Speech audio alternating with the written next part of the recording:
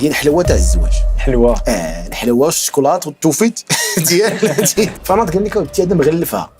نعم بغيت نغلفها، انا راه عندي دياموندا، اقسم لك بالله انا النسيب ديالي ما سولنيش على فاش خدام، المراه ديالتي ما سولتنيش الله اسهل حاجه تمشي تزني. فهمت لك انت راجل وكان فيك التستوستيرون كنتي سيد الرجال، قلنا لباس لكم وانتم لباس لهم، بالتافي بتلبسك وبتلبسها كما تنقولوا. عرفتي شنو هي السبع تيدخل للدار ديالو مع ما تيجي تيلقى داك الشيء. هاد العيالات دروك تيقولوا لا ناخذوا انا ملياردير، غدا يمشي له فلوس واش بغيتي تشري طلقي منه. هو قال لك ودي تنمشي مع البحر انا وكتلبس هي الدبيس باش نوريك انايا البياسه اللي عندي. اللي مقدم على الزواج وتيفكر انه راه غادي يتلاقى بواحد الانسان مثالي، هذا بلا ما يتزوج.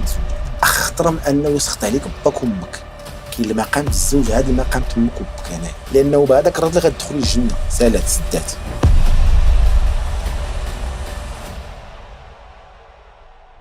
بسم الله، السلام عليكم، مرحبا بكم في حلقة جديدة من هذا البودكاست مع الرجال. اليوم معنا رجل من رجال المغرب الصالحين المصلحين، نحسبهم كذلك ولا نزكي على الله أحدا. معنا اليوم الأستاذ هشام البوعناني. سيدي مرحبا بك، نهار كبير هذا. الله يلا بكم سيدي، كي دايره مراكش؟ نفتخر بكم ما شاء الله، خير وعلى خير. الله يكبر بك، الله يجزيك بخير. نهار كبير هذا، فرحان لانك جيتي عندنا هذا البودكاست. الفرح والشرف كله ليا سبحان الله العظيم، وانا فخور بك وبهذا البرنامج اللي كدير، لان سبحان الله العظيم اثرت واحد القفزه نوعيه في مجال الدعوه الى الله عز وجل، في مجال التوعيه وحتى في مجال التحسيس. انا سبحان الله العظيم فخور، لان الحمد لله أنا أرى أنه أول عمل يعني نفتخر به إعلاميا الحمد لله. وتنشكر الطاقم اللي تيخدموا معك ما شاء الله، الشاب الكريم زعما ما شاء الله خدمة متقنة. الله يفتح عليك سيدي هشام. أنا ديما في الأول ديال الحلقة كنعطي الضيف هو يعرف بنفسه والمسار ديالو، مجموعة من النقاط في الحياة ديالو. مرحبا. واش نقول لك انت، راه واش نقول لك، خوك متواضع جدا، يعني ماشي شي حاجة سي بان ساكري بروفيل. هشام البوعناني 31 سنة ونصف، أستاذ بالسلك الثانوي، أستاذ اللغة الفرنسية، السلك العمومي، القطاع العمومي. يعني أنا عندي البكالوريا علوم فيزيائية، من بعد انتقلت للعلوم الاقتصادية، كان عندي واحد الدبلوم ديال لا جيستيون دي زونتربريز. ما شاء الله. من بعد كملت في لافاك ليسونس بروفيسيونيل في الفينانس دو مارشي دي زونتربريز. من بعد هنا فين جا التحول وكملت انتقلت للعلوم الشرعية. أنا صراحة العلوم الشرعية يعني دراسة عندي في المساجد، أتممت حفظ كتاب الله عز وجل ما شاء الله على بعض الشيوخ، ثم بعد ذلك انتقلت لحفظ بعض المتون كذا الشرعية، مثلا كان ابن عاشر إلى غير ذلك. ما شاء الله. قريت هنا عندكم نفسلا الشيخ المدغري يحيى المدغري حفظه الله تعالى، يعني قرينا يعني الشيخ أبو أويس إلى غير ذلك، يعني بعض الشيوخ في مراكش، شيخنا وحبيبنا فضيلة العلامة عادل الفوش حفظه الله تعالى، استفدنا منه بزاف ما شاء الله. يعني فقط. ثم دفعت للتعليم، تعرفت على التعليم ومشات المسار هكا، وصلت اللغه الفرنسيه. سبحان الله. سيدي هشام، الحمد لله حنا تعرفنا عليك عبر الانترنت في الصفحه ديالك، عبر الفيديوهات اللي كنت كديرها دعويه. ما شاء الله. في ديك الفتره ديك الساعه مازال واقيلا ما دخلتيش للتعليم؟ لا مازال التعليم انا دخلت ليه في 2019، يعني في شهر 9 في 2019. ما شاء الله. وهذه المقاطع الدعويه اللي كنت كديرها بواحد الطريقه رائعه، اللي ورائعه جدا. انا تعجبني بزاف لان جذبات واحد النوع جديد من الناس على شكل فيلم قصير، وداك الشيء مثير اللي كيجبد باش انه توصل واحد المعلومه بواحد الطريقه. هو جوستومون سيدي الياس، دروك التحدي الدعوي اللي كاين هو في تجديد الخطاب الدعوي. نعم.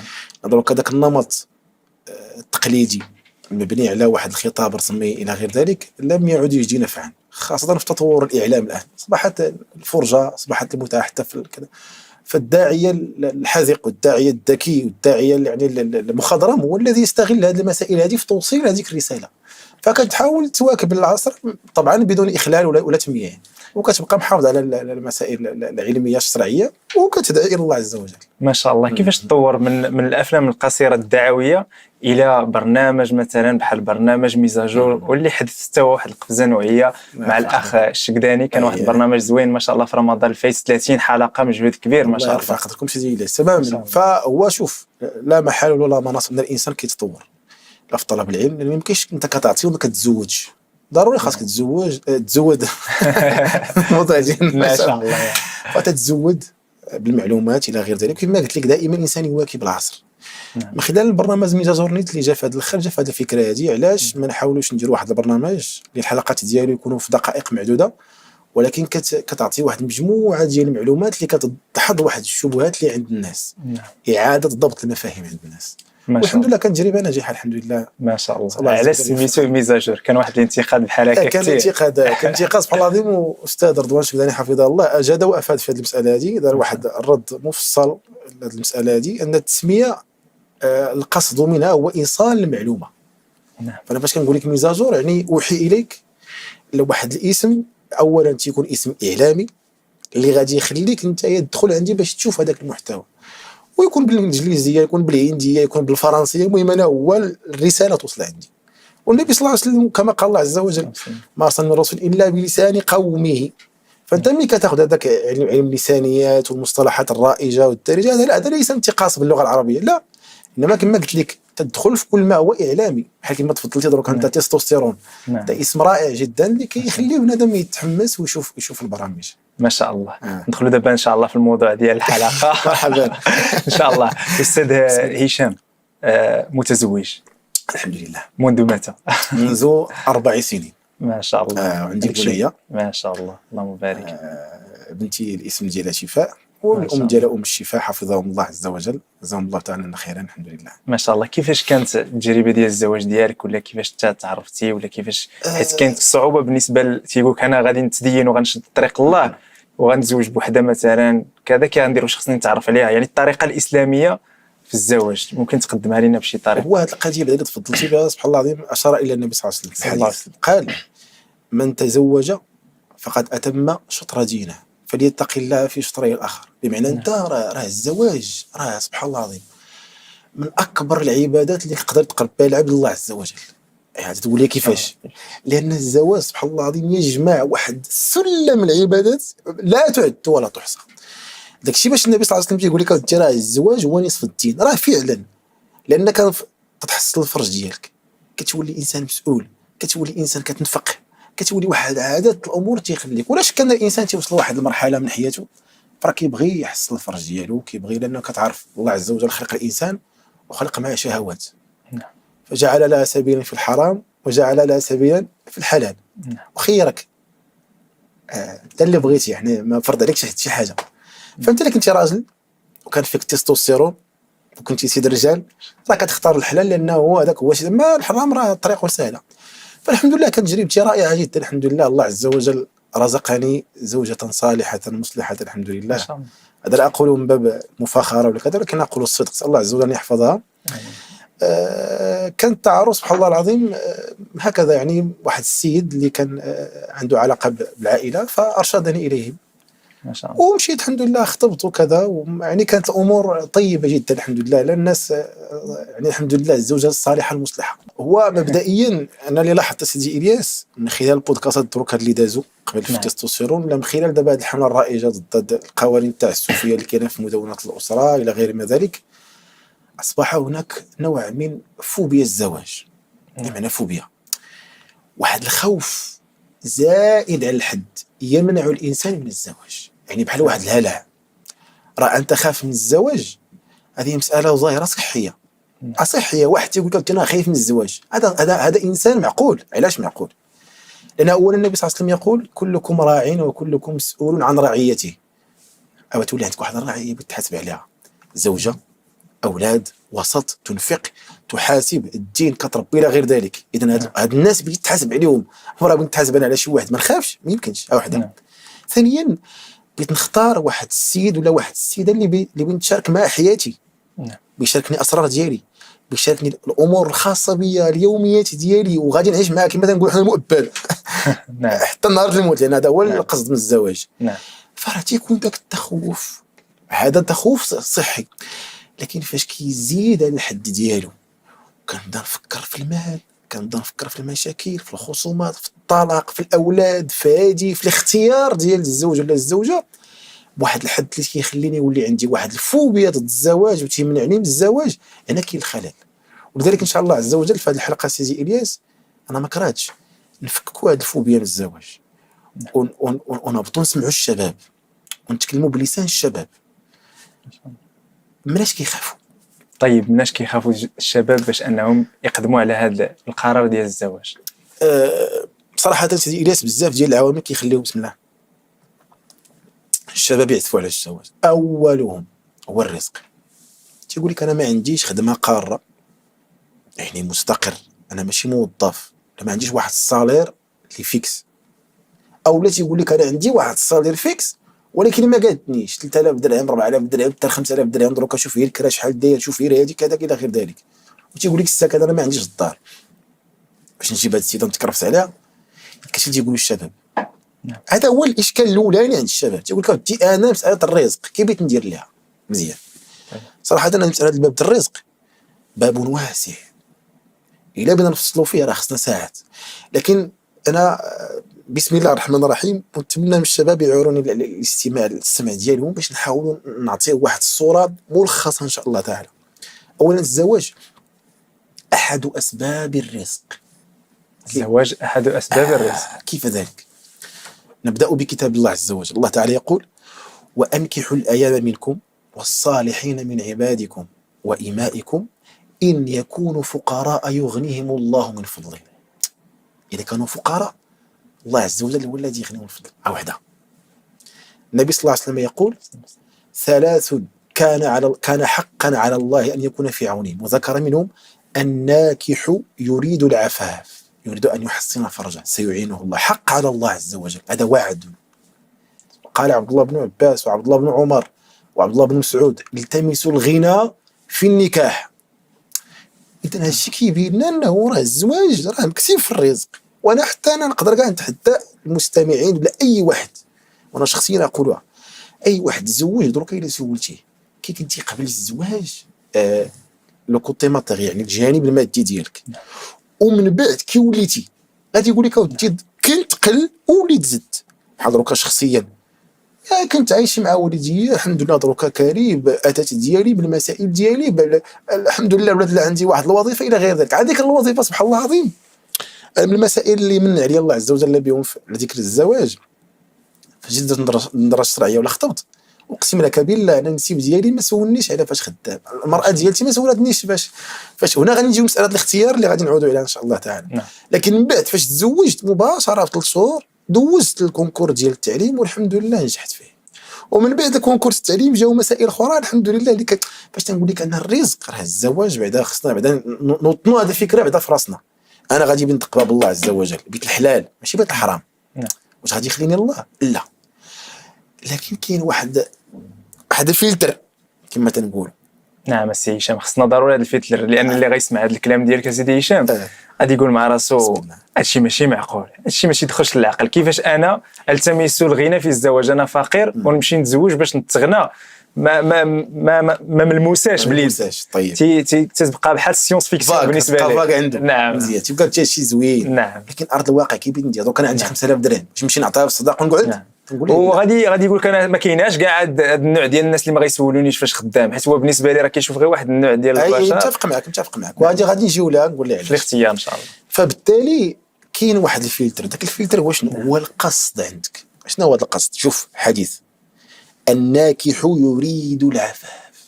اذا اول شرط انك تبتغي بهذا الزواج وجه الله.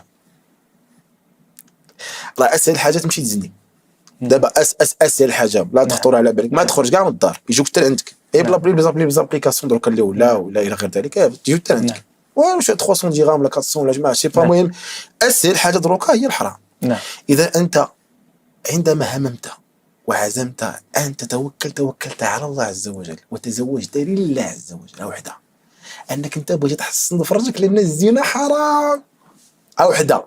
الا ما عندكش هادي الاخرين بيسقطوا. العقيده هي الاولى. العقيده ما يمكنش تحرك بلا عقيده، ما يمكنش. انك تثق في الله عز وجل وان امورك كلها لله عز وجل. علاش حنا درنا ديال تحكيم شرع الله تعالى وان نعيشوا في ظل، لان هذه المنظومه اللي شرع لنا الله تعالى راه رحمه بالانسان. واش داك اللي خلقك بغيت فهمت احسن منه؟ راه ما يمكنش، يستحيل.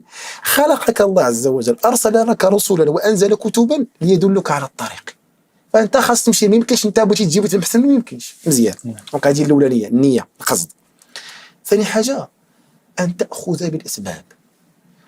راه الله تعالى خلق الكون وجعل فيه سننا، من ضمن هذه السنن من جد وجد، من زرع حصد. ما يمكنش انايا كنقول لك ايوا راه بغيت نتزوج ولا اسعى، راه خصني نكون مرون في دماغي، ما كيجينيش الناس. شوف الخدمه تكون حلال، ما تيهمش لو بوست اللي عندك. انا اقسم لك بالله سيدي الياس، وانا هادشي ليس من باب التزكيه، لكن سبحان الله بعض المرات الناس كتبي تسمع التجارب الشخصيه ديالك. نعم. والا رانا لا شفتو شيء. انا فاش تزوجت مشيت تنغسل الطوموبيلات. نعم. درت واحد لافاج اتاشي. نعم. كريت واحد هذا، خديت داكشي بون اوكازيون لعيبه داك ديال كذا 8000 درهم، المهم تقاتلت فيها، تسلفت من هنايا درت لافاج.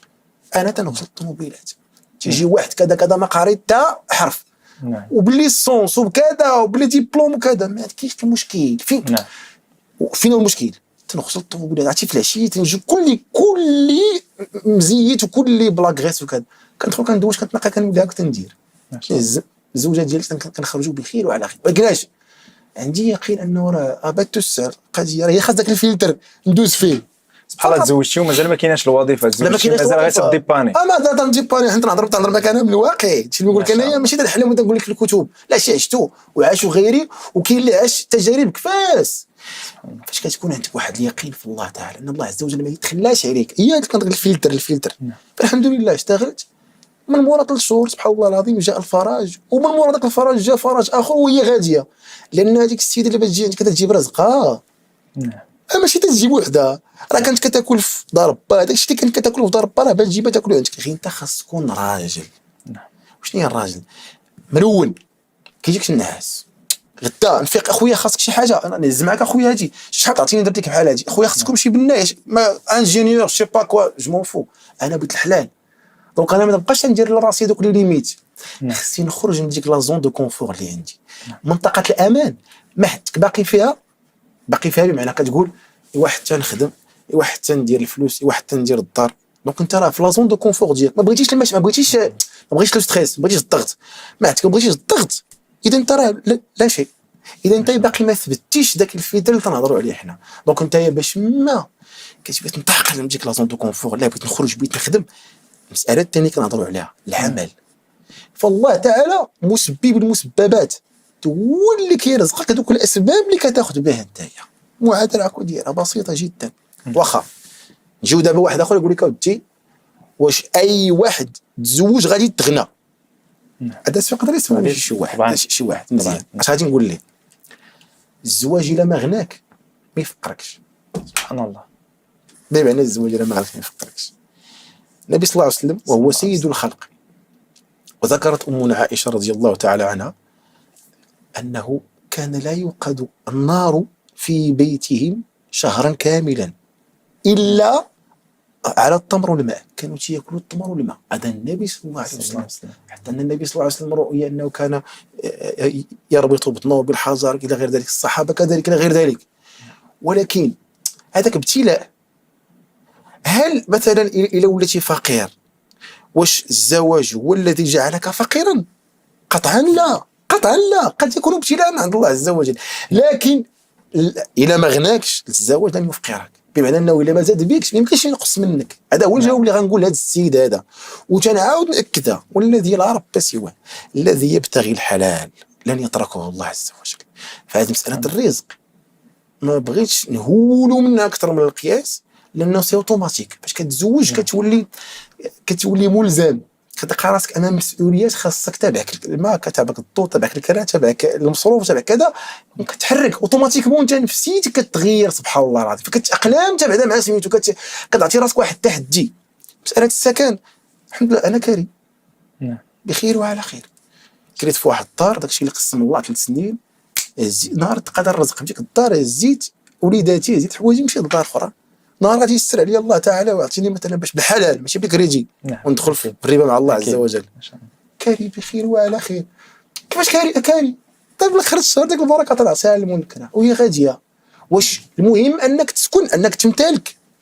هذا التفكير الغلط الخطا اللي دابا انتشر عند الناس كلهم. لا خصو تيكون عنده الدار، لا خصو تيكون كذا، شاد المعيار هذا. فباب الرزق انا اسال الله عز وجل ان نكون يعني قد بينت ولو غير واحد القليل. احنا قلنا دابا 3 ديال الاشياء، قلنا العقيده والنيه اللي داخله في النيه في العقيده، وقلنا كذلك السعي والاخذ والتوكل على الله سبحانه وتعالى والاخذ بالاسباب، وقلنا طبعا هذيك الشبهه اللي قلتي ديال انه الانسان واش الزواج نعم. يعني بشرط، واش الشرط الى تزوجتي راه غادي يغنيك الله عز وجل؟ نعم. قلت لك انه لا، لكن الى ما غناكش ما يفقركش في الزواج، بالعكس سبحان الله غادي يعود عليك، وحتى الا ما عادش عليك بفوائد ماديه راه المعنويه راه لا محال.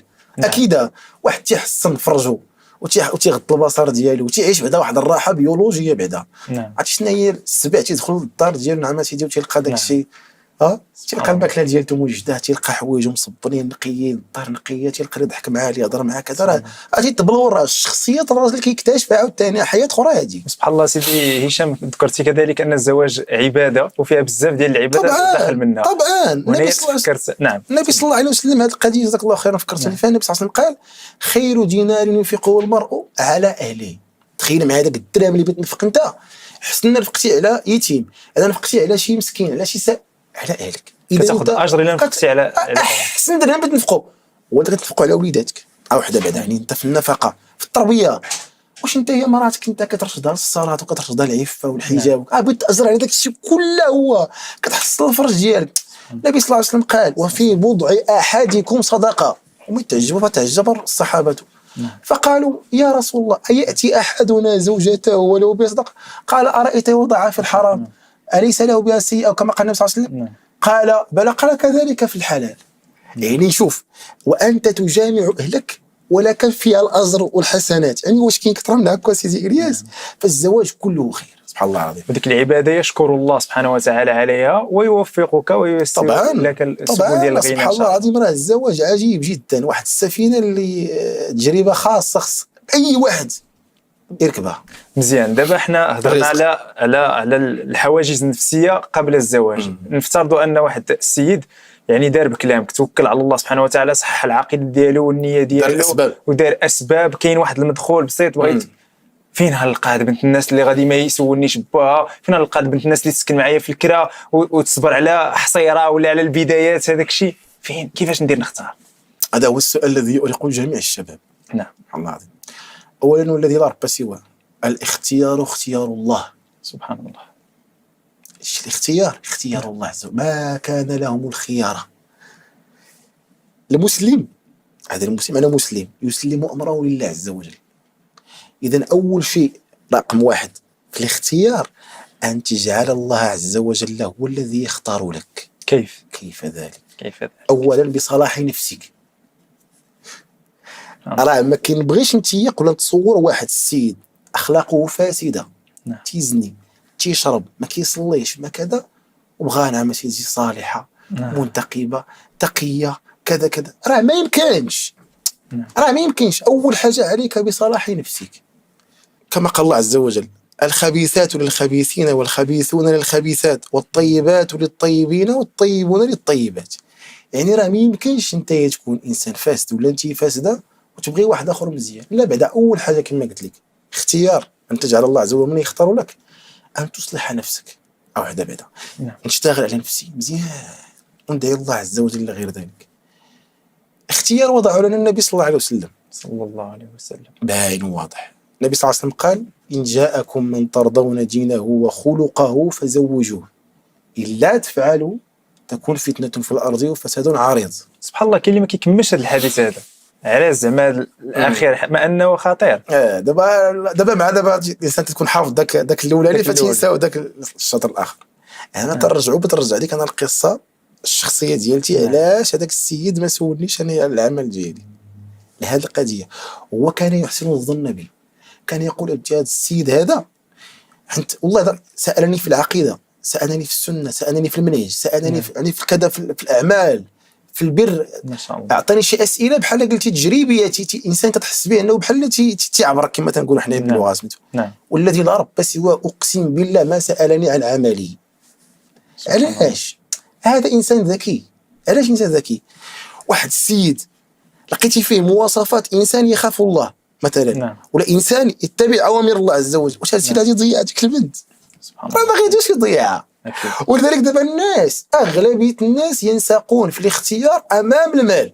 لا هذا بالنسبه للمراه كتمشي للمال، وبالنسبه للراجل كيمشي للجمال. انا بغيتها تكون شي في صلاه، انا بغيتها تكون شعرها حتى كذا، انا بغيتها تكون غزاله، انا بغيتها كذا. هذا هو المعيار اللي كاين.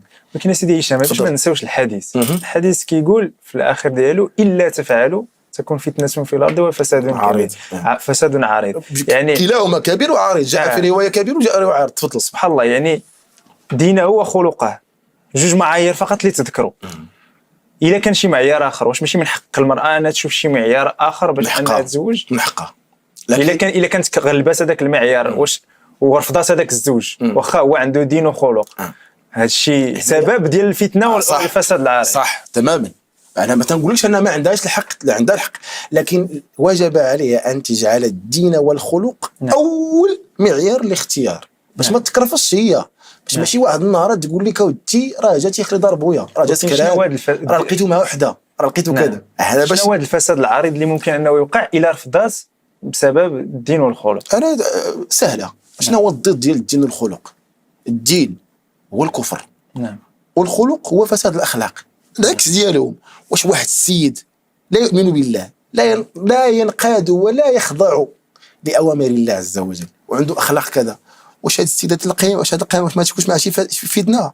والعكس، هاد السيدة هادي ما عندهاش الخلق وما عندهاش الدين وتلاقات، واش بغيتي؟ لأنه الزواج راه دابا هو الإشكال اللي كاين. لذلك النبي صلى الله عليه وسلم جاء في الأثر أن الشيطان ينصب عرشه فوق الماء فيرسل سرايا وتطرى، الجنود ديالو كيرسلوهم في الاخر تيجيو عنده، في الاخر ديال النهار تيجيو عنده، تقول له ماذا فعلت؟ يقول ما تركته حتى زنا. يقول له غربا انت ما درتي والو. الاخر ما تركته حتى سرق، الاخر ما تركته حتى كذا، حتى ياتي الشيطان فيقول ما تركته حتى فرقت بينه وبين زوجه، فيدنيه منه، تيقرب وحده الشيطان ويقول له انت نعم انت، ويلبسه التاج. علاش نظر؟ الطلاق حلال. نعم. وجاء في الأثر أن أبغض الحلال عند الله تعالى، ولو أن في سنده ضعف لكن معناه صحيح الجملة. لما يترتب عن الطلاق من المفاسد الشرعية. إذا بنا نجيو الفتنة والفساد العريض، أنت راه فاش كتزوج راه كتولي متصل بالأمة، كتولي متصل بالمجتمع، لأنك كتولد، كتنفعل، يعني كتغير واحد المجتمع إلى غير ذلك. فأنت إلا ما احترمتيش دوك القيود اللي جعلنا لهم في الأول، الضابط تاع الدين والخلق، غتكرفس انت وغتكرفس معاك المجتمع الاخر. لانه تخيل معايا واحد اختار وحده جميله مثلا، لا غير والجمال لا كان تختار ذلك، حتى لا يزال عنا غير ما نقول، لا، لكن ما فيهاش الدين وما عندهاش الخلق. متبرجه، اسال الله عز وجل ان يتوب على المتبرجات والعصاة الى غير ذلك. حتى متبرجه ما كايناش هنا، تصلي ما كذا، لا كر المكياج الريحه الى غير ذلك، الله يعفو عنا وعلى العصاة. دابا هادي فاش غادي يجيبها؟ راه قبل أن يختار زوجة إنما اختار أما لأولاده. راه فاش غادي نجيب شكون غادي يربي؟ الراجل يقود المقود، ولكن راه حقيقة الأمر راه المرأة اللي كتبقى معاهم في الدار، أو لا؟ إذا هذيك المرأة باش ما تربي وهي أصلا ما مربياش، وإلا ما رباتش دوك الأولاد فين غادي يمشيو؟ غادي يمشيو للمجتمع، غيقراو مع وليدات المجتمع اللي صالحين، وغادي الطباع سراقة، وهادو غادي إلى غير. احنا ولينا في الفتنة، احنا ولينا في الفساد العريض. ماشي دابا الحديث كيفاش ديالو الاخر ديالو علاش داير هكا. فدائما الدين والخلق. كاين سيدي هشام، انا كنشوف بانه الحديث شيء اخر من غير هذا الشيء اللي قلتي، ما شاء الله عليك، راه عندك الحق، ولكن شيء اخر، لان مثلا واحد رجل صالح طيب فيه الدين وفيه الخلق، جاء عند واحد بنت الناس بغى يخطبها، ما راعتش الدين والخلق وراعت اشياء اخرى. فهذا هو الشيء اللي فهمت انا من الحديث، مادام ان غلبت الاشياء الاخرى على الدين والخلق ورفضاته، فممكن تعرضوا انه هو يطيح في سميتو في الفتنه وفي الفساد العريض. لا دابا تيقول مثلا شحال من واحد تيقول انا رفضوني بزاف، انا باغي نتزوج، انا امكانياتي ضعيفه ولكن رفضوني بزاف وما لقيتش. يلا انا فاش تكلمتك دابا تكلمتك من جانب المراه، اختيارها، انت فاش اختارتيها. اما هذا الجانب الاخر ديال انه مثلا ان يجعلها سببا في انه بيزني، هذا لا، هذا ما داخلش. لان دروكا هو فاش مثلا فاش كيجي واحد السيد وكيمشي كيبغي يجي ورفضوه، هذا مع المزيان، لان شي وحده اللي كترفضك على المال اجي راه ما عندك ما دير بها، اكيد، لان هذه مهما جبتي لها ما عمرها غتشبع. تجيب لها 8 مليار غتبقى تقول لك جيب راه جيب ما عمرها. والزمان راه تيدور. دابا راه هادشي اللي ما باش يفهموه هاد العيالات دروكا تيقولوا لا ناخذونا ملياردير، غدا يمشي له فلوس واش بغيتي تشري تلقي منه.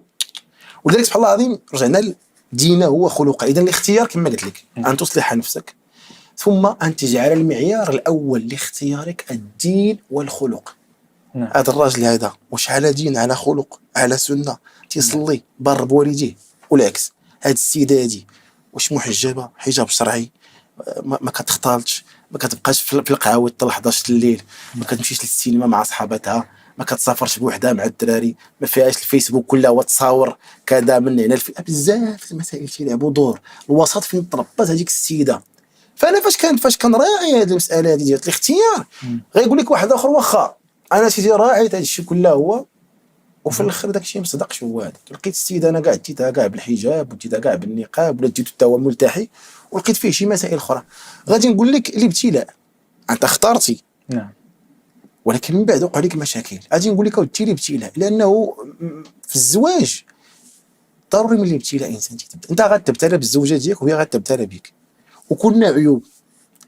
راه الانسان اللي مقدم على الزواج وتيفكر انه راه غادي يتلاقى بواحد الانسان مثالي، هذا بلا ما يتزوج، هذا انا مخطئ. هو بعدا براسو يهضر واش انت مثالي؟ دابا واش انا مثالي سيدي الياس؟ قطعا لا، انت ماشي مثالي، كلنا عيوب. ولذلك النبي صلى الله عليه وسلم قال كل بني ادم خطاء وخير الخطائين التوابون. كل اقوى صيغ العموم في اللغه العربيه هي كل، ما كاينش شي واحد ما فيهش العيوب. طيب. ولذلك النبي صلى الله عليه وسلم قال إن كرهتم منها خلقا رضيتم منها آخر فاقبلوهن على عوج. وراه كذلك راه سبحان الله العظيم. إذا أنت راه ميمكنش أنت تتلقى كل شيء، لكن كاين بعض المسائل اللي كياخذهم الإنسان باش ما يطريتش كما تنقولوا، باش ما يتكرفص. وأنت خديتها خدامة مثلا من النهار كلها هو من 6 الصباح حتى 8 العشيه، أنت بتجي السيدة هادي، أنت بتطلع في راسها، أنت بتطيب كذا، أنت بتجمع دارها، أنت بتطلع في وليداتها، أنت كذا والعكس. فهمتي؟ كاين بعض المعايير اللي كتخلي الإنسان يرتاح. الراجل اللي يتنفس كذا الى خير ذلك، انت من الاول بادي بعدا بكذا، راه كيبقى غادي يجيو المشاكل. حنا جايين له في هذا جايين المشاكل، لكن تيجيو بواحد لا دوز مخففه. طيب واش كاين في بين المعايير الحب؟ شحال ديال الدراري تيقول انا خصني حتى تكون كنبغيها وكنموت عليها، وكذلك البنات مع المسلسلات والافلام وداك الشيء كيقول لك انا خصني نكون تنبغيه. وبعض الاحيان كيذكروا حتى الحديث ديال ما رايت للمتحابين افضل من النكاح. نعم. طيب، وهو الحب شيء فطري في الانسان. طيب. لكن الذي اقوله الله تعالى اعلم ان الحب الحقيقي هو الذي يكون بعد الزواج قطعا. ان قبل الزواج يكون اعجاب، يكون عشق، يكون هيام.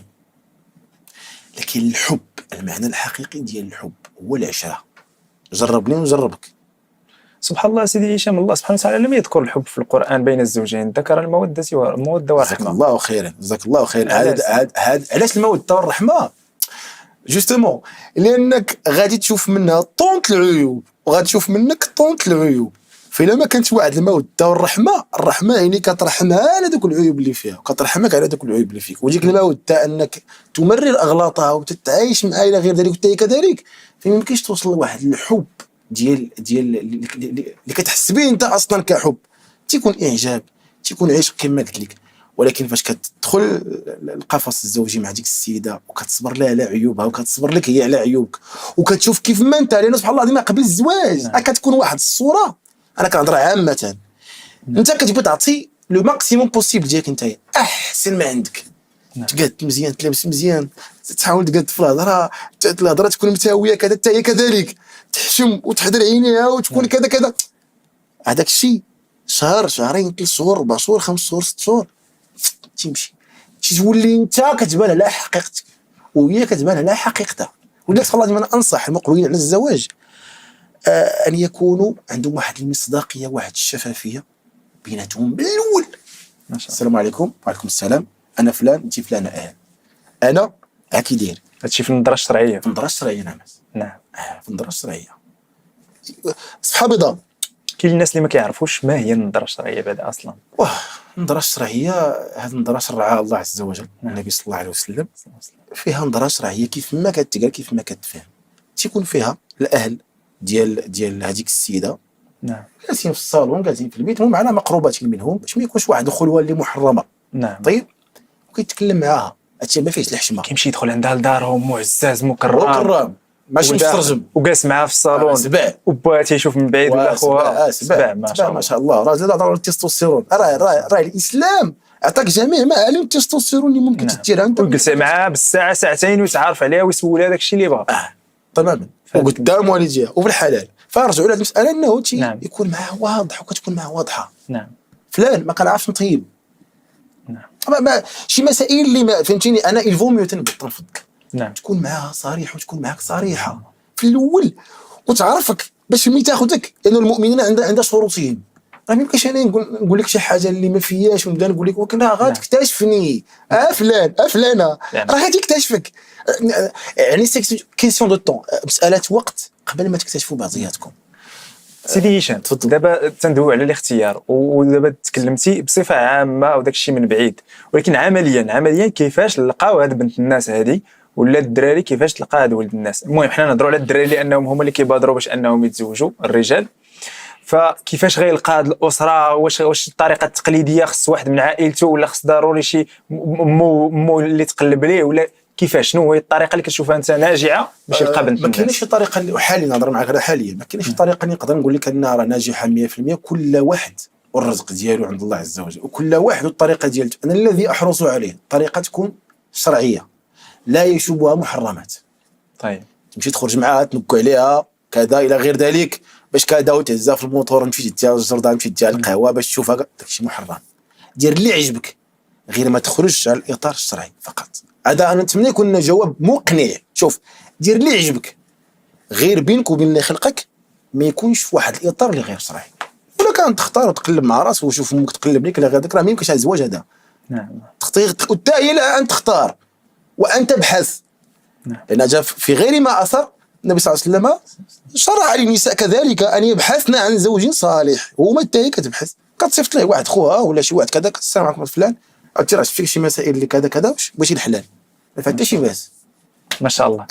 بالنسبه لهذه القضيه ديال فوبيا الزواج حنا دابا تنفكوها تماما. تكلمنا شويه على المسائل ديال العقيده وكذلك على الاختيار والرزق. الان ما هو الشيء الاخر اللي كيخلع الشباب باش انهم يتزوجوا؟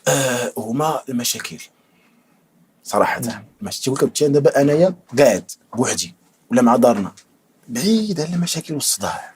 نعم بغيت نتزوج، هي بنت خالتي معاها واقفين على الطلاق، ولد عمي شوف ديك النهار تضرب مرته تضربه، والاخر كذا لقيتهم تغاوتوا كذا. فهذا الهلع وهذه الفوبيا من المشاكل ديال الزواج يجعله او تجعله حاجزا امامها ولا امامه من اجل الزواج. طيب اولا المشاكل هي الحلوه تاع الزواج. الحلوه الحلوه والشوكولات والتوفيت ديال الزواج. سبحان الله العظيم. الى شي كوبل ما فيش المشاكل كاع عارف راه واحد واكل الدق وصابر. ولذلك سبحان الله العظيم شوف عندما نتامل في حياه النبي صلى الله عليه وسلم راه كان هناك خلافات زوجيه. النبي صلى الله عليه وسلم نعطيك مثال مثلا يحضرني الان. النبي صلى الله عليه وسلم اختلف مع امنا عائشه خاصمين، فقال لا أترضين بعمر يعني باش يكون حكم بيناتنا. قالت لا عمر غليظ يعني في شده وقوه كذا. قال أترضين بأبي بكر أبيك زعما؟ قالت نعم. فنادى النبي صلى الله عليه وسلم عليه عيط عليه. دخل أبو بكر فأمره النبي صلى الله عليه وسلم أن يحكم بينهم. فقالت أمنا عائشة للنبي صلى الله عليه وسلم قل ولا تقل إلا الحق. بس عارفه النساء سبحان الله العظيم عجيب جدا. شي زعما اللي تتعامل مع النساء بواحد الرسميه وبواحد قوه من العواطف. ما يمكنش دير انت بحال عقلك بحال لا نهائيا. كتبين هي احاسيس وعواطف باش تمشي مع شوف هذا النبي صلى الله عليه وسلم افضل من خلق الله عز وجل النبي صلى الله عليه وسلم. وتقول له عائشه في واحد اللحظه قل ولا تقل الا الحق. فقام ابو بكر الصديق فلطمها ضربها صرفقه. واش تقول النبي صلى الله عليه وسلم الحق؟ واش مشات تخبات في دار النبي صلى الله عليه وسلم. ولا دابا شو تقلب هذه الايه. سبحان الله سبحان الله العظيم. فانا قال لي النبي صلى الله عليه وسلم ما لهذا دعوناك زعما راه ماشي علاش جبناك انت باش تحكم بين الناس دقتي كذا. المهم مشى وهي تمشي امنا عائشه تتركنا زعما راه غضبانه كذا. فجاء النبي صلى الله عليه وسلم يبتسم قال يلاه كنتي مرضى عليك كذا. الحمد لله رجعت. جاء ابو بكر الصديق لقاهم يعني ضاحكين ومتبسمين غير ذلك. مره اخرى حتى النبي صلى الله عليه وسلم جاء في الاثر انه طلق حفصه رضي الله تعالى عنها ثم ارجعها تاديبا لها. يعني كان هناك خلافات هذا مع النبي صلى الله عليه وسلم. الصحابه كذلك. علي بن ابي طالب النبي صلى الله عليه وسلم دخل فوجد حفصه يعني خصمه مع علي وقال لها مالكم الى غير هذه الخلافات. مساله محوريه لانه ما يمكنش سيدي الياس انا واحد الشخص عشت في واحد البيئه مختلفه ظروف مختلفه عرفت ناس مختلفه. هي كذلك عاشت في واحد البيئه مختلفه، في واحد الوسط مختلف، شافت ناس عندها افكار. راه ما يمكنش واحد بعض المرات انت راسك وما كتثقش راسك نتايا، عاد بيجي معك واحد الشخص وبتعيشوا سامبل. لا، ضروري من الخلافات وضروري من الخصومات، لكن هذيك لكن هي كل شيء. الاشكال فين كاين؟ هاد الخصومات اللي نقول لك راه طبيعيه وفطريه. علاش قلت لك هي الحلوه؟ علاش قلت لك هي الحلوه؟ سبحان الله العظيم. شي دوك الخصومات فاش كيتخاصموا جوج مزوجين، عرفتي الحلاوه فين كاينه؟ الحلاوه فاش كيتعاودوا يتصالحوا. واحد الحلاوه غزاله تتكسر وكتغضب هي وتغضب انت وكذا، ولكن فاش كتصالحوا تيزيد داك الحب، تيزيد داك الاهتمام، تيزيد داك الشوق. شوف انت اش كنت نقول الحلوه، يعني راه شوف داك المشكل اللي كان فاش تصالحتوا كان سبب فانكم تعاودوا تعطيو واحد لينيرجي، واحد الطاقه للعلاقه ديالكم. اش كنقول لك دير المشاكل راه مزيانه وكتعرف على الاشياء اللي ما كنتيش عارفها تماما. لكن في كاين مشكل، وانا هذا الذي الوم الناس كلهم. واش وقع لنا هذا المشكل اكس؟ وقع مزيان، سواء كنت انا مخطئ ولا انت مخطئه. درنا واحد الجلسه حواريه تبين ان واحد فينا مخطئ ولا احنا بجوجنا مخطئين، مزيان. راه الاشكال اللي عندي هو علاش غيتعاود هذا المشكل. هنا فين كاين المشكل، هنا فين تنقول فعلا هذه فوبيا، فعلا هذا الشيء ما خصوش يكون. وقع لنا مشكل مزيان، شي بانا شي حاجه اكس، لقينا ليه الحل.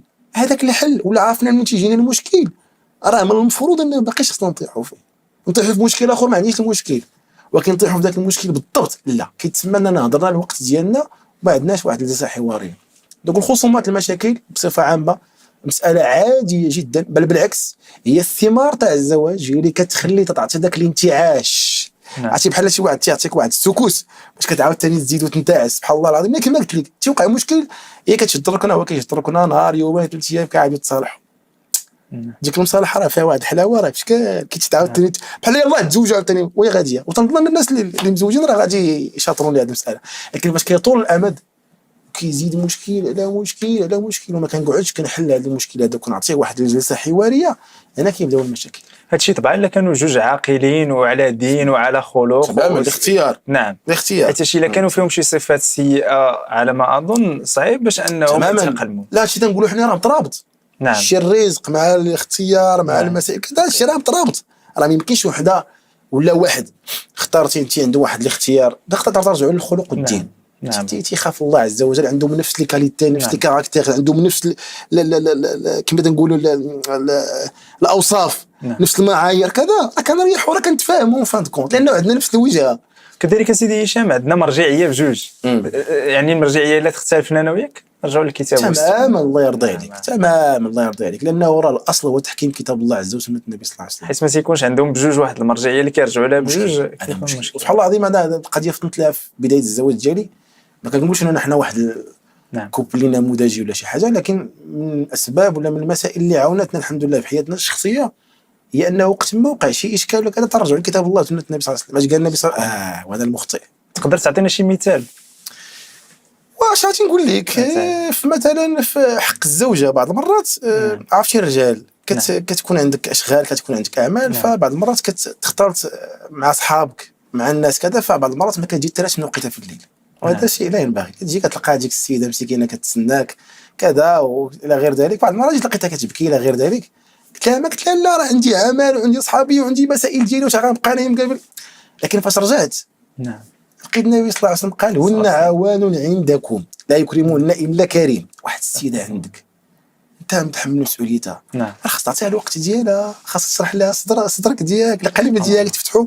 وجيت وعرفت هي انا مخطئ، ربما دوزت الوقت اكثر من سميتو، ما عطيتكش الوقت كذا، والحمد لله تجاوزنا وليت ولينا كنخصوا اوقات محدوده لبعضياتنا ومعني بخصها، ماشي انه ننساك وتنسيني لا. فالحمد لله شي كاين الحمد لله وغادي ما شاء الله. زدنا دابا من الاشياء ديال الفوبيا من الزواج هي دابا ذكرنا المساله ديال الخوف من المشاكل وقلنا بانه ما خصهاش انها تكون اكزاجيري لانه عاديه، لانه مساله عاديه. شنو اخر اللي غادي يسبب للشباب هذه الخلعه من الزواج انهم يتزوجوا؟ مساله اخرى مساله الاولاد سيدي الياس. انا واحد سيتي يقول لك دروك انا مثلا بيت نولد، واش انا غادي نربيه، واش انا غادي نحظيه، خصني نوكلوه، خصني نشربوه، خصني نخاف عليه بيطيح بيتجندخ. كاين اللي عنده هذه الفوبيا هذه، لا بالنسبه للنساء لا بالنسبه للرجال. تنسى انه راه الاولاد اهم المقاصد الشرعيه من الزواج، ولكن النبي صلى الله عليه وسلم قال تزوجوا الودود الولود الوؤود فاني مباين بكم الامم، انه مكاثر. الانسان تيتكاثر بدوك الاولاد لانه كدير واحد الذريه صالحه، نطفه صالحه اللي كتصلح بها انت الامه وكتفعل بها الامه. بالعكس اولاد واحد النعمه، الحمد لله انا رزقني الله عز وجل واحد البنيه ما شاء الله، واحد ما شاء الله، واحد المتعه. ولا شكرت انت سيدي الياس ما شاء الله راه عندك ما شاء الله وليد وكذا. شنو تقدر تقولها عيشه بالنسبه للشباب اللي تيقولك عامين الاولى ما تولادش الاولاد، ممكن ما تصدقش ديك المراه ممكن ما تصدقش المراه، ممكن كذا. وهنا هذه المساله كتبقى راجعه للاختيار ديال غير ما يكونش القرار شخصي. دائما اي قرار كان خصو يتخذوه بجوج. هذه القضيه ما يمكنش نحكم عليها لانه ولا غنرجعوا عايشه عاوتاني للترتيب، نقولوا عاوتاني الى مر من جميع المراتب، العقيده، الرزق، كذا الاختيار. نعم الاختيار. فيقدر شي واحد يقول لك انا مثلا الاولاد بغيت ناجلهم الى غير ذلك. نعم. هذا ممكن تشوف على حساب هو الدستور اللي ولكن ماشي خوفا. دابا انا فرق. نعم. واحد دار واحد الاختيار، المسائل الشخصيه عنده ماشي عندها علاقه بالعقيده ولا انه ولا بيد، لا كاين هما اختيار ولا لا باس فيه. ما غاديش نتحكموا ليه هو بالراي ديالو، غير هو يكون داك الشيء متناسق عندهم من عندها ومن عنده. ما يكونش هو مثلا هو لا من زاوي ولا هي من زاويه ولا هي كيدير داك الشيء اللي قال له راسو في هذه المسائل هادو. نعم. وهي كدير داك الشيء اللي قال له راسها في هذه المسائل هادو. لا الا بيولد ما الا بيأخر الاولاد. نعم. شغل هذاك اختيار ديالو، لكن خصو ما يكونش عنده هذاك التخوف من ان الاولاد راه كذا هي غتربيهم. ما كاين لك الشرف انك تربيهم وغتوكلهم، وليك الشرف انك توكلهم وغتستمتع اقسم لك بالله. ومن الطرائف ولا من المسائل اللي قليل اللي تيفضل لها ما كتعرف يجيك ما كتعرف بحق الوالدين حتى كتولدهم فعلا. ما كتعرف بحق الاب ديالك والام ديالك حتى كتولد وليدات. واش راه تشاركني فيه نتايا كتقول ديك واش هكا كنت تيدير الاب ديالي، واش هكا كنت تدير الام ديالي، واش هكا كنت تخاف عليا، واش هكا كنت تقدر تحيدها من الحماق وتعطيها لوليداتك لانك تستمتع هكا كتولي طرف منك. بالعكس الاولاد نعمه كبيره يقدر يرزق يتستمتع بها الانسان. سبحان الله سيدي هاشم، واش بصح الاولاد كيجيو برزقهم؟ طبعا نحن نرزقكم واياهم وامر لك بالصلاه واصطبر عليك واصطبر عليها لا نسالك رزقا نحن نرزقك والعاقبه للتقوى. الرزق بالعكس الاولاد الله، وانا الله تعالى وما من دابه الا على الله رزقها. هذه الدابه فما بالك بالاولاد. ولد ما شاء الله نطفه جديده كذا الى غير ذلك، الله عز وجل هو اللي رزقها لك، انت هي سبب. خصنا العقيده باقي ترجعوا للعقيده، راه انت مالك والو المعلم، تعير سبب جعلك الله تعالى باش جاك الوليد ديك البنيت زاد. اما الحمد لله تيزادوا برزقهم، هذه حقيقه ما كاينش فيها لا برزقهم تيزادوا الحمد لله. سبحان الله ما شاء الله. الاشياء الاخرى اللي ممكن انها تخلع الشباب هو كاين بزاف ديال الاشياء. مساله الحريه. نعم. اسمع سؤال الحريه تيقول لك انت مثلا دروكا انا تنخرج تنسافر نعس وقت ما بيت نفيق وقت ما بيت واخا خدام نتيني لبست لك هذا ناكل وقت ما كذا. دابا الا تزوجت خصني نعود ندخل بكري، خصني نعود ما نسافر الا ما سافرت كذا، خصني مثلا ما نشري راسي تنشري لهم هما شي حوايج كنت نديرهم انا كذا. المراه حتى ممكن تقول لك انت مثلا شي مسائل كنت ما نبقاش ديال راسي غادي نولي مقيده بهذاك الراجل. انا غادي نقول لها لا لك الشرف انك تقيدي بهذاك الراجل. بالعكس الفوز كل فوز النجاح ديالك كل النجاح ديالك في انك تقيدي باوامر هذاك الراجل، لانه بهذاك الراجل غتدخلي الجنه سالات سدات. النبي صلى الله عليه وسلم يقول اذا صلت المراه خمسها وصامت شهرها وحصنت فرجها واطاعت زوجها دخلت الجنه من اي ابوابها شاءت. ما شاء الله. والنبي صلى الله عليه وسلم كذلك بالنسبه للرجل، هذيك المراه الى حسنتي لها وإلى يعني نفقتي عليها وإلى صنتيها وإلى حافظتي عليها غير غتدخل بها الجنه ان شاء الله عز وجل. فالامر مترابط. هذيك الحريه اللي كتهضر عليها اش من حريه؟ بالعكس راه دابا حنا كان داك التوجه الشيء اللي كنت نفهم مع مرتي وكانت فاهمه معايا اقسم لك بالله العبود بلا هذيك هي قمه الحريه. انا كنعرف ناس ما عرفوا الحريه تتزوجوا ما شاء الله. فاش كانوا عايشين مع والديهم بالعكس كان واحد الضغط كان واحد كذا. فاش كان عايش مع راسو هو كان واحد الضغط. مي فاش تزوجوا ما تخليش الزواج يعطيك ديك الفكره ديال انك بتدخل لواحد السجن صاحبي واش ماك مدوخ ولا مالك. راه بالعكس هادشي تتناقشوه في النظره الشرعيه سيدي الياس. باش هذاك الشخص راه يولي شريك راه بيتندمج معاه. لا صافي هن لباس لكم وانتم لباس لهم. صافي بتلبسك وبتلبسها كما تنقولوا. ولذلك بتولي هي حريتك وبتولي انت حريتها.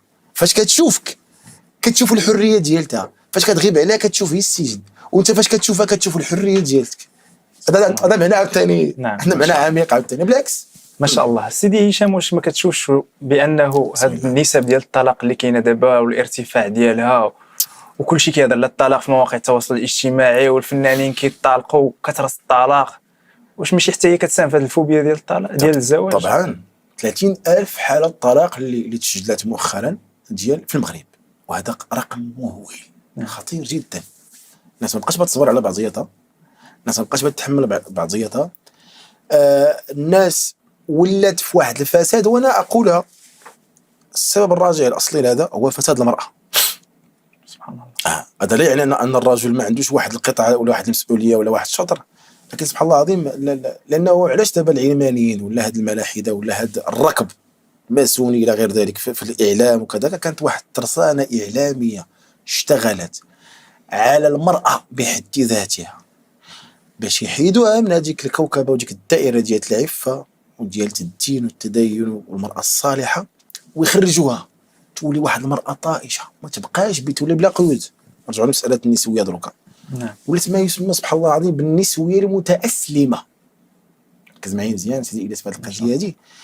دروكا فاش كنشوف انا افلام، كنشوف مسلسلات، كنشوف اشهارات، كنشوف كليبات، كنشوف بزاف د المسائل، واش كيتسحب كان داك الشيء كيدوز غير هكاك؟ راه كيتمروا رسائل مشفره كيلعبوا على العقل الباطني ديالك. ولذلك انا حتى اي واحد دائما غتلقى المغزى من هذاك الفيلم ولا ديك الرساله تشوف فيها هو المراه. ولذلك دابا سبحان الله العظيم اغلب لي بانو دابا اللي كاين ديال الاشهارات غتلقى فيهم مراه، ما غتلقاش راجل، لانه بيردوها سلعه، بيحروها من الخانه اللي فيها ديال الانقياد والخضوع لامر الله عز وجل والمبادئ ديالنا للتبرج لعدم التحكم. لا شكون اللي بتحكمني؟ انا بنحق ذاتي وانا بنتنافس معك وانا بيت كذا، وهذه اوهام. عرفتي بحال شي واحد كتعيشوا في الوهم. نعم. تيقول لك انا بنحق ذاتي، واخا اختي شنو هي بتحقق ذاتك؟ بنحق ذاتي هي بغيت نمشي نخرج حتى نلبس، علاش انت تلبس مزيان وانا ما نلبس؟ علاش انت تمشي تخدم وانا ما خدمش؟ انا ذكيه، انا نمشي بنكون مهندسه وبغيت ندير وبغيت نفعل كذا. اون فان كنت الشيء يوقع في الاخر كتعيش واحد الفشل ذريع هي بعدا بحد ذاتها. راه شي اللي نجيو هذه القضيه اقسم بالله المعبود الا اغلبهم كيقعدوا مع راسهم في الدار تبقى تبكي، مش واحد تبقى تبكي بوحدها، ولا كدير شي حاجه كتفرغ في هذيك داك الحزن والعمق، لان الهرمونات التركيبه اللي خلقها الله عز وجل عليها ماشي لهذاك الشيء نهائيا. بالعكس تحقيق الذات يكون بالنجاح ديالك في التقويم وفي اصلاح المجتمع. تحقيق الذات هدف كبير. هدف كبير. نعم. واش ربيتي لنا شي وليدات صالحين؟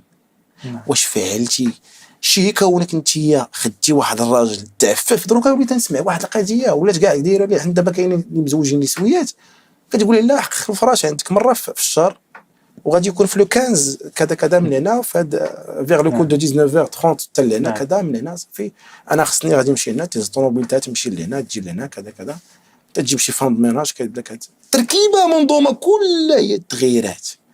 ولاو تيتبنوا افكار كتقول انت ديكتاتوري.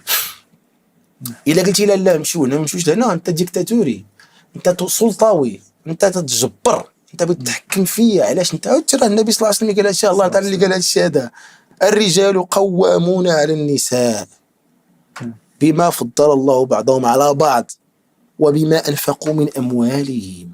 القوامة جعلها الله عز وجل للراجل، وهذا لا ينتقص من المرأة، وللرجال عليهن درجة. راه كون المرأة هنا والرجل هنا هذا ليس انتقاص، المركز اللي باك الله عز وجل فيه. على الصحابة النبي صلى الله عليه وسلم يجوا فرقهم غير هكاك، جعل خالد بن وليد رئيس الحرب وكذا الى غير ذلك، وجعل هذا هنا وجعل هذا هنا، كله المركز ديالو. كذلك المرأة فاش الله تعالى تيقول لك وقرن في بيوتكن ولا تبرجن تبرج الجاهلية الأولى. راه معالم، كاين معالم. دروك وليتي كتخرج تلقى المرأة دروك هي اللي خدامة، والمرأة هي اللي سابقة للخدمة، وهي اللي سابقة للمراكز، وهي اللي سابقة، والراجل هو اللي مصومي. تقلب هذه الآية. دابا بغيتي تقول سيدي هشام بأنه هذا الطلاق هذا السبب ديالو هو من بين الأسباب هو المرأة ملي كتكون موظفة. يعني نرجعوا مثلا للاختيار. النصيحة ديالك اللي تقدر تنصحها لواحد مقبل على الزواج باش ينجح ليه الزواج ديالو من غير طبعا العقيدة والدين والتوكل والمسائل اللي دوينا عليهم، تقدر تنصحوا كذلك باش انه ما يتزوجش موظفه؟ دابا باش نكون معك صديقي، مساله عمل المراه نتكلموا عليها في الناحيه الشرعيه. عمل المراه، نحن لا نحرم عمل المراه. شوف التحريم لانما نجعل له ضوابط. مزيان، شنو هذه الضوابط هذه؟ ان يكون عمل مكسبه حلال، ما خدمش في الخمر، ما خدمش في هذه، ما خدمش، مكسبه حلال. ان لا تكون فيه خلوة محرمه، كأن تخلو مع هي والمدير ديالها في واحد الغرفه واحده. واش هذا تتصوروا؟ ولا هي والزميل ديالها في غرفه واحده خدامه؟ هذه خلوه محرمه. النبي صلى الله عليه وسلم قال ما خلا رجل امرأة الا وثالثهما الشيطان. الا تكون من خلوه، الا تضيع حقا من حقوقها، الا تضيع واجبا من واجباتها، كواجب الزوج. خدامه من 8 حتى 4 ولا حتى 6 عاد بتجي.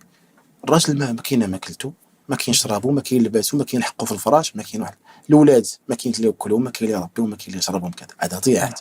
كأن تضيع حقها تجاه والديها مثلا بالبر ديالها بالوالدين، كأن تضيع حقها تجاه نفسها. الى ذاك العمل كتخرجي انت ما مزوجه ما والو، ولكن ذاك العمل تيضرك انت بعدا وتيجيب عليك الشبهات ويجيب عليك الفتن، تخرجي ونكو عليك هذا وتحرش بك هذا وتشكلي انت بعدا فتنه لواحد اخر، هذا لا يجوز. الا خرجتي انت بعدا سافره متبرجه. تقدر تقول لي انت كاينين حالات ارامل ناس واحد الحالات اجتماعيه كذا، فنجعل عمل المراه رخصه وليس عزيمه.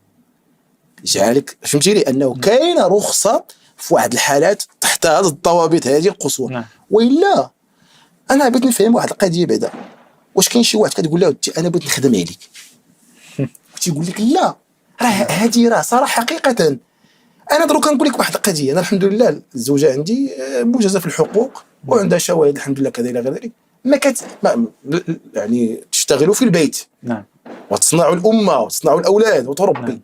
والله الذي ربي سواه لا تجد الوقت، ما كتساليش البرنامج، والله ما كتسالي. وهذا من فضل الله عز وجل. هذيك اللي خدامه انا راه كنتحير. واش واحد تجي تقول له انا بغيت نخدم عليك، انا بغيت نوكلك، انا بغيت نجيب لك الماكله ونجيب لك الشراب ونسكنك واللي بغيتي غنجيبها لك، وتيقول لك لا بغيت نمشي من حق خداتي. وسبحان الله العظيم سمعت لي واحد الكلمه ديال الدكتور محمد طلال الحلول جزاه الله خيرا في هذه القضيه. الا خيرنا وقلنا له انت بغيتي تخدمي من الاثنين حتى الاربعاء بتفرح ولا ما تفرح؟ هي كتخدم مثلا من الاثنين حتى الجمعه، قلنا لها بتخدمي الاسبوعين الاثنين حتى الاربعاء كتفرح، لان العمل راه متعب، شي حاجه اللي متعبه وكتجي. فيقينا نقول لها ما تختارش المراه الموظفه، يعني يقينا. والمراه الموظفه غادي نقول لها اذا لقيتي انك تخرجي من العمل ديالك وان ذاك العمل ديالك ماشي ضروره نهائيا عندك، خرجي منه، لانه ما باش تدمري راسك. ولكن راه خايفه من ذاك الراجل اللي يمشي ما يصدقش ليها حتى هي ويلوحها ويضربها على ذاك الراجل داخله بديك الفوبيا حتى هي بالزواج. مزيان هذه جاوب. نعم. واش ذاك الراجل واش ولتي رزقها؟ شكون اللي رزقها؟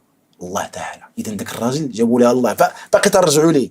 ملي كتجعل الامور ديالك كلها الله تعالى راه ماشي تخلى عليك. راه هذه من الافكار الدخيله علينا. تنقول لك النسويه وكذا ولا وعندك راه يهزك يطلقك، راه يهزك يحطك. باقي تنرجعوا للتراتب. راه ما غاديش يهزك ويطلقك الا اخترتيه. تيخاف الله تعالى ومتدين، انت غادي يهزك ويطلقك. اذا حتى هو ما تيصلي ما هذا كيهزك ويطلقك.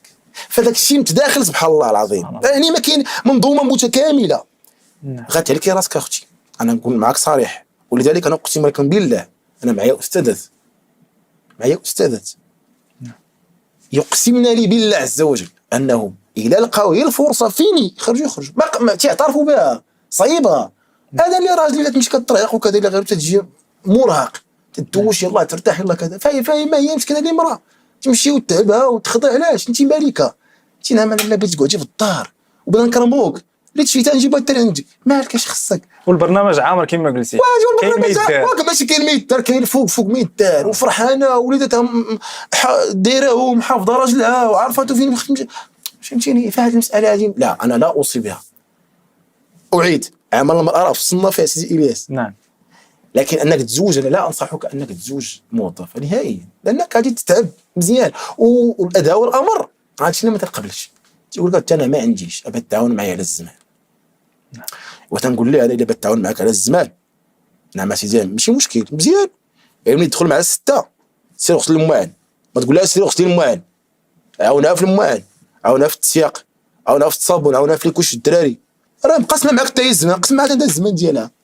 اترضى واش غادي يقدر يقبل هذاك اللي تيقول لك اودي راه لان هذا حشومه هذا بعدا ماشي كاع من الرجوله. باش من القوامه انت دابا اللي كتقول لي اودي راه المراه بغيت نجيبها باش تعاون معايا على الزمان، حيت هذا القول راه منتشر. نعم. دابا راه غلات المعيشه على مالها ولا كذا شنو فيها كذا. والله العلي العظيم انا اقولها لله عز وجل، نادرا ما كتلقى شي كوبل ولا شي يعني زوجين غاديين مزيان وهذاك موظف وهي موظفه ولا واحد صابر على الحقوق ديالو وساكت ما عرفش شنو هو الزواج الحقيقي. انا ما كنتش نتصور انا صراحه. هو غالبا المراه هي اللي كتاكل العصا، لان هي ديك الرحمه ديالها بالاطفال ديالها. ما كنتصورش انا شي راجل مثلا، انا اب وانت اب غتفهمني، مثلا بنيه صغيره في عمر واحد العام ولا عام ونص مازال كتعلم تمشي، كطيح هذه كتهز هذه كتبكي كتمرض كتفيق، خصها واحد الرعايه 24 ساعه على 24 ساعه. والمراه صعيب باش انها توفق ما بين خدمه خارج. هذا حقرها المراه، هذه كتحقرها. راه المطالبه بحقوق المراه، ماشي انك تمشي تخرجها للخدمه وتقول لا عطيها الفلوس بلا ما تخدم. مالك نتايا دير انت كاع اجره شهريه اللي قدرك الله عز وجل، لا عطيها فلوس، جعل مالك هو مالها كاع نتايا. هذا هو الاصل ديال الرجوله. شوف واحد القضيه، شتي الراجل اللي عنده التستوستيرون واللي راجل وسبع هو اللي تيكرم مرته، ابا تجيكو بعدي بتجي ويقول ويلي هذا تيهضرك، لا يكرمهن الا كريم. النبي صلى الله عليه وسلم قال خيركم لاهله وانا خيركم لاهلي. ها الراجل عطا رجليت، المراه نعم سيدي عينك تجبدهم تحطهم ليها، ولكن خصها تكون لاله ومولاتي في الدار. هذه نعم سيدي تلقى انت وديك نعم سيدي قاعده ما شافها حد، ديال النقاب ديالها نعم سيدي، الحجاب ديالها مصونه ديالك نتايا، ما يتسالش معاك فيها شي واحد، ما كتدخلش معاك مزوقه دير الماكياج دير كذا وشوف لك فيها هذا وشوف لك فيها هذا. وشوف انا بحال واحد مكلخ كنت قلت هذا المقطع هذا على سميتو، كنت نشرت انا الصوره ديالتي انا والزوجه ديالتي بالنقاب طبعا. هذا من باب ان تعطي واحد لانسبيراسيون، واحد تحفيز الناس باش يقولوا بالزوج كذا وعلى النقاب والاثار ديالو غير ذلك. فكتكون انه بعض الناس كيتانسبيرهم يعني الالهام ياك اش انت قلتي مزيان. فناض قال لك اودي هذا مغلفها. نعم. بغيت نغلفها، انا راه عندي دياموندا. نعم. انا تنعتبر هاد دياموندا بنغلفها، انا بغيت نشوفها هي انا بوحدي، ما نخليش شي واحد اخر يشوفها. الا شافها شي واحد اخر نقدر نموت، انا نقدر نحيد ليه عيني. لا الدرجه هادي سيدي الياس. هو قال لك اودي تنمشي مع البحر انا وكتلبس هي الدو بياس باش نوريك انايا البياسه اللي عندي. طبعا انا هذا ما نعلقش عليه لانه معلق على راسو، فهمتي سيدي الياس. انا كنقول لك هذا النوع كيفاش كيفكر، وراه للاسف راه الان في هذا الموضوع دابا حنا اللي فيه الشيء اللي نقدر الله عز وجل وعطاه هذه الفطره السليمه وهذا التفكير الصالح يحمد الله عز وجل عليه. النبي صلى الله عليه وسلم قال بدأ الإسلام غريبا وسيعود كما بدأ غريبا فطوبى للغرباء. قيل من الغرباء يا رسول الله؟ شكون هم؟ قال الذين يصلحون ما أفسد الناس، وفي رواية الذين يصلحون حين فساد الناس.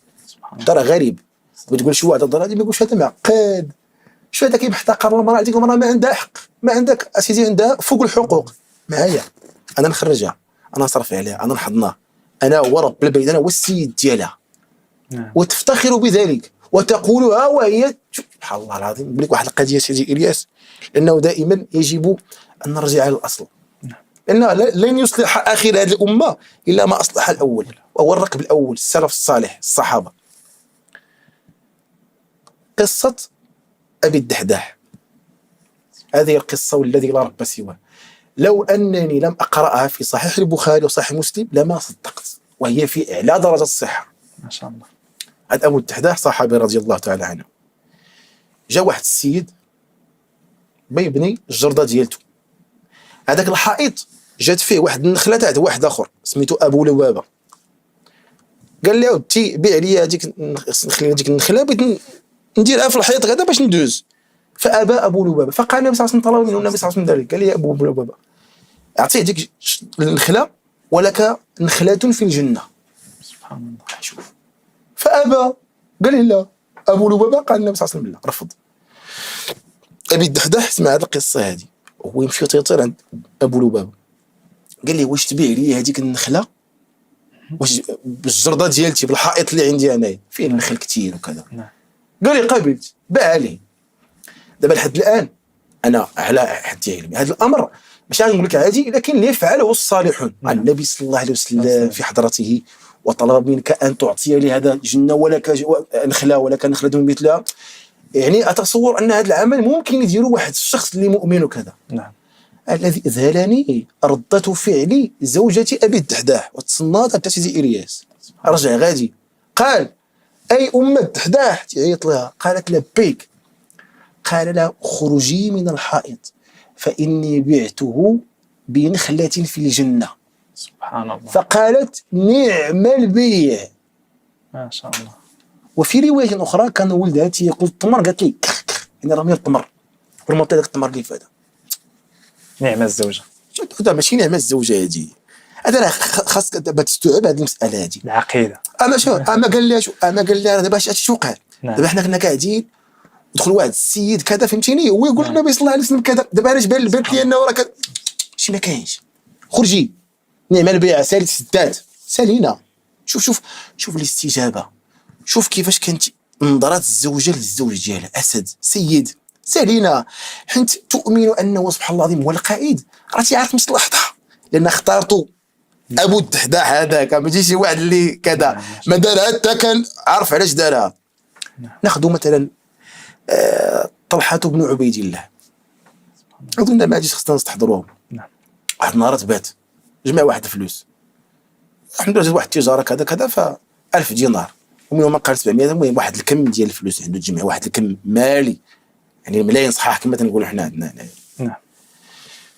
ويدخل الزوجة ديالته بان لها قلق ديال بحال هكا، فقالت له وهماك أرابك منا شيء فنعجبك، واش درت شي حاجة نغيرها نقاد سلوكي كذا؟ قال لا والله لنعم حليلة المرء أنت، أنت راه الزوج الصالح، لكني أبت عندي واحد المال في البيت عندي كذا ما عرفت ما ندير به كذا.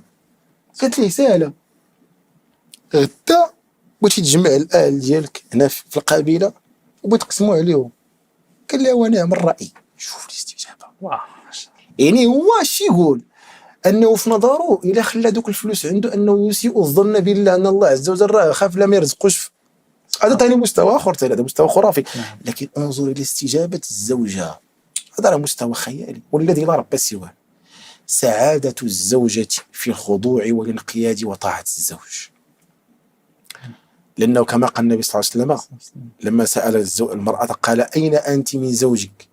انظري أين أنت من زوجك فإنما هو جنتك ونارك.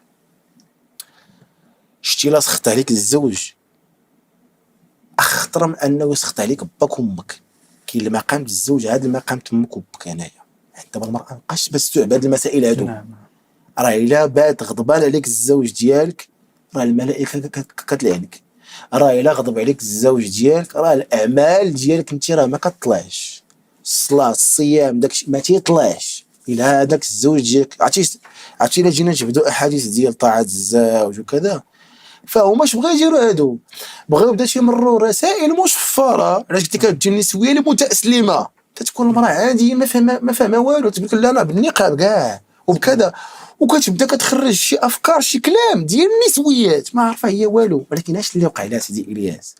راه سنين ترسانة إعلامية خدمات خربات لينا دمرات لينا هاد النساء. إذا حنا خصنا نديرو حتى حنا نديرو واحد ترسانة إعلامية ميزاجور، نديرو تيستوستيرون، نديرو رياكشن، نديرو كاع هاد البرامج الجديدة اللي كاينة. أنا الله ما كرهش يكونوا عندنا 10 من سيدي إلياس الخليفي وحق الله العظيم بحال هاد البرامج، لأنهم هما باش غادي نعاودو نرجعو إن شاء الله. في إطار الأحاديث كنسمعوا مثلا يعني الأثر ديال الجنة تحت أقدام الأمهات، هذه مثلا مقام ديال المرأة كيتقال فيها هذا الأثر.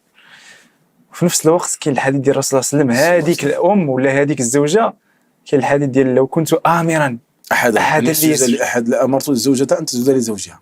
هذا من عظم مكانته عندها سبحان الله. وعاوتاني شوف كنرجعوا الراجل خصو عاوتاني ما يتعاملش مع المرأة على أنه بحاله بحال، لا هذا يستحيل. هي كما قلت لك واحد الكومة من العواطف والأحاسيس كاينين هاد الأحاديث، ولكن بالتي هي أحسن.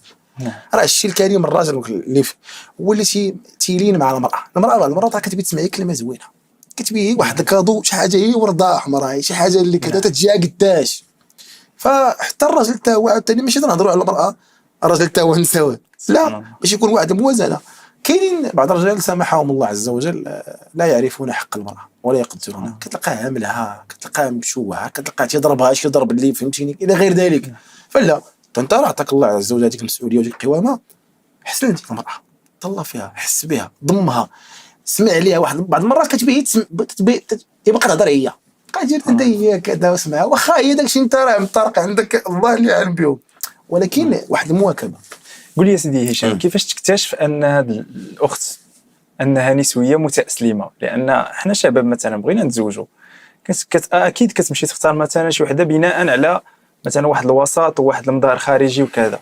شنو هي الافكار اللي كما كيسموها الريد فلاكس، واحد الرايه حمراء اللي ممكن انها تبان لك وتقول لا هذه راه فيها شي فكره نسويه؟ انت قلتي ريد فلاكس، انا نقول لك لي ريفليكس. نعم. بحال هذه القضيه. نعم. هو كما قال المؤمن فطن كيس. في النظره الشرعيه ضروري الانسان خصو يكون فطن. كنرمي بعض الاسئله مستفزه. نعم. اللي كتخليك تشوف هذيك السيده واش نسويه ولا ماشي نسويه. تقول لها مثلا الا ما بغيتيش تمشي تزوري مثلا عائلتك واحد الشهر ولا شهرين، اشنو رايك؟ لا ماشي انا رايك. لا قول لها كاع مشي معها بعيد. قول لها شوفي راه نسى ليا الزيارات ديال كذا، ولا انا ما عنديش ديك. واخا انت العكس، واخا انت بالعكس. غير كتشوف انها واش تنقلوا لك علاش بغيتي لي هكا، ولا شكون نتايا، ولا على هادشي يبان لك ان رد الفعل. مشيت نقول لها انت ما عمرك مثلا تسولني على شحال تنقبض ولا كذا، انا خدام، اللي جبتها قبلي عليها، اللي ما جبتهاش راه ما كايناش، فهمتيني. كذا شي مسائل اللي انت كتبان لك المراه كتقول لك هي ما شاء الله انا شوف بغيتي يطاعت الله عز وجل وما تضيعنيش، وخاف الله عز وجل فيا وما تخونيش وما كذا كذا، تتحس بالكلام ديالها صاحبي معاك واش فهمتي مشتر ليك. ومساله الطاعه، لان بزاف ديال النسويات المشكل اللي واقع لهم هو مساله الطاعه. تيقول لك انا علاش نطيع زوجي، انا بحالي بحالو. ما عندك ما دير، هذه مريضه، هذه خصها تعالج، هذه خصها عجيب بحالاش هذه. نعم. بحال داك الوالدين مثلا اللي ولدهم تيقول نفس المساله، باقي هو يلاه مراهق مثلا ولا كذا، وتيبدا يقول لك انا علاش انا بغيت نتصنت لبا، علاش انا بغيت نتصنت لامي، علاش انا بغيت ندير مثلا داك اللي تيقول علاش انا بغيت ندير القانون، علاش انا بغيت نتصنت للقانون، علاش قانون وضع الله عز وجل. راه حنا فسرنا هذه، واش ما نعاودوش في التكرار، فسرنا علاش عطى الله عز وجل القوامه الرجل. فهذيك السيده ما عندك ما دير بها، لان مريضه، عندها مرض خطير جدا. وحتى هي كذلك الزوجه راه حتى هي خصها تعطي اسئله بياج للراجل، تقول لي واش ماشي مشكله مشيت لشي صال مختلطه مثلا كذا كذا، بعض المرات تكون كذا، واش ماشي مشكله الى لبست هذه مثلا تتولي مثلا شي صايه مثلا قفزت حتى لهنا. نعم. تشوفوا الشيء غير. نعم. شنو هو؟ يلاه تيبان تقول لها انت اللي راهي فتي نشوف كذا كذا. نعم. تسولوا مثلا طريقه الانفاق، تسولوا مثلا طريقه واش هذاك السيد واش حار، واش شي بيكسب الحلال، واش شي بيكسب، يعني راه ماشي غير من الراجل، راه حتى المراه خصها تيستي واش راجل هو ولا ماشي راجل، يعني عارفه هي واش نسويه، تعرف هو بعدا واش راجل ولا ذكر. نعم. سبحان الله، شنو هما الاشياء اللي صافي كتشوفهم سيدي هشام انهم الى وقعوا ما بين الرجل ومراته انا صافي، يعني صافي هنايا خصنا الفراق؟ اولا انا تنقول ودي الا كانوا الاولاد، الا كانوا الاولاد قطعا ما يكونش الفرق، قطعا سالينا، الا ان تنتهك حرمات الله عز وجل، ان تنتهك حرمات الله، ويعيش معذب معاه، ما تفاهمش معاه، يصبر وتصبر سالينا، لان الله عز وجل يقول فإن كرهتموهن فعسى أن تكرهوا شيئا ويجعل الله فيه خيرا كثيرا. هو قال لك الله تعالى قال لك كرهتيها كاع راه تكرهها وبيجعل لك الله تعالى فيها خير كثير. ونفس الشيء بالنسبه للنساء، هذه خصها عقيده كبيره سيدي هشام. ايوا الصبر. لا تنقول لك شوف راه انبياء وتبتلاو في ازواج ديالهم، صحابه وتبتلاو في ازواج ديالهم الى غير ذلك. لكن باش تقول لي ودي الفرق ماشي حل. علاش تزوجتي اللي بغيت تفرق؟ كنا عندنا مشاكل، تنوصلوا لشي مراحل اخويا الياس، لانه كاين الشيطان، كاين السحر، كاين العين، كاين واحد العدد، وداك الشيء اللي بغاو الناس. دابا الناس هي كيزيدوها، ولا على مالو اللي يقول لك هذه قولوا لي هذه، وعلى مالو شوفي فلانه دير لها راجلها، شوفي فلان دير لي كذا، لان اخطر عدو على المراه هو المراه. تنقولها وتنقولها. شوفي يجي تبدا يصير وما شنو حاسدينها على ذاك الوضع اللي فيه هي عايشه بخير الحمد لله، ما خصها التاخير. عطاها الله تعالى واحد الراجل تقي نقي تيجيبها ما تيخصها، والعكس حتى هو على مالو اللي بات لك هكاك. الله يما كون قالت لي انا كنت نعطيها تنقسم لها وجهها على جوج، خرج امها والله ما تبقى معايا. ما يسغون با كونت ديال لي ديغا اللي بيوقعوا من مورا، لانه الاولاد كاين. حتى نقول لك خاصه الا كانوا الاولاد، عرفتي دوك الاولاد فين بيعيشوا؟ راه يمكنش. كنت نعاني، قلت لك انا الا ان تنتهك حرمات الله. كانت داير الحجاب ما بقيش بندير الحجاب، داركم سالينا. كانت يصلي ما بقاش بيصلي، دارنا سالينا. حرمات الله، امر الله عز وجل ما فيه هكا ولا هكا. وقع مشكل هكا بسيط هادي كذا، وقع لك هذا تتغير منك تتغير منها، هادشي تيوقع. ولكن الطلاق لا، سالينا. وحاجه اخرى وعلنا ان شاء الله تعالى نختموا بها سيدي الياس، ما عمرنا نباتوا على المشكل. وقع مشكل بيناتنا ما الناس واش تنحلوه، واخا نبقاو فايقين سيمانه، المهم المشكل خصو يتحل. والصبر، جر انت من عندك وتجر هي من عندها، وكهبط كوارك انت شويه وتهبط هي كوارها شويه، وراعي ليها وتراعي لك وانتم غاديين.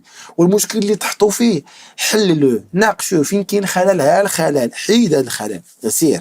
وقعنا في مشكل ما يمشيوش صغيبيت، ولكن باش نمشيو للطلاق، الطلاق ساهل بغض النظر على الشيء دروك ديال النفقه والاحكام الجزريه اللي دايرينهم هاد الناس. الله عز وجل ان يهديهم حتى يحكموا شرع الله. انا نقولها، راه هو الذي لا رب سواه. راه نحن بدون شرع الله عز وجل الى الهاويه. نحن قوم لا نصلح الا بدين، الا بتحكيم شريعه الله عز وجل، وانا نبرأ الى الله عز وجل مما في هذه الاحكام الجزريه اللي كاينه في مدونات الاسره اللي ما تنطبقش مع شرع الله عز وجل، واللي خربقات المجتمع. ونسال الله عز وجل برعايه امير المؤمنين حفظه الله عز وجل سيدي محمد السادس انهم تولي واحد الاصلاحات جديده اللي بتخلي هذه مدونات الاسره يتراجعوا في ذوك الاحكام الجزريه سيدي الياس اللي كاينين. فعلا صراحه هاد الناس راه بوصلوا بحال ذاك وزير العدل، بيوصلونا حنا من الكفر، ولا ما عاد فين بيوصلونا كاع هاد الناس هذا. واش يديروا المراه؟ راه شويه تنسمع بحال الحلقه اللي تفضلتي بها ديال ما عرفت شحال في النفقه، شحال هذا وشحال الفلوس والاخر كذا، واش في الاخر تيضيعوا الاولاد تيتشردوا، وكيسبب لنا فوبيا ديال الزواج اخويا. سبحان الله.